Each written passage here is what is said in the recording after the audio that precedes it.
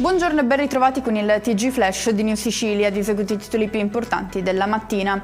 Il ministro per la protezione civile Nello Musumeci si è avvalso della facoltà di non rispondere davanti ai PM di Gela che l'hanno iscritto nel registro degli indagati insieme ad altre 12 persone, tra cui gli ultimi 4 governatori dell'isola nell'ambito dell'inchiesta sulla frana di Niscemi.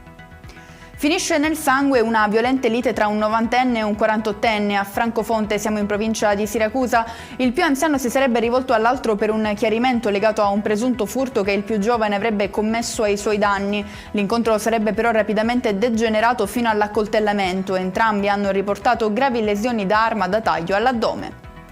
Si sono concluse nel modo più tragico le ricerche di Vito Croce, il 54enne di Casasanta, frazione del comune di Erice, di cui non si avevano più notizie dalla notte del 18 maggio scorso. Il corpo dell'uomo è stato trovato all'interno di una lancia musa recuperata nelle acque del porto di Trapani. Nuove intimidazioni a Palermo con 2 incendi che nella notte hanno colpito rispettivamente la pizzeria Ulisse nel quartiere Tommaso Natale e un chiosco sulla spiaggia di Vergine Maria. Ci state togliendo la pace, la serenità e la voglia di lavorare, a dirlo i titolari della pizzeria già presa di mira nello scorso maggio.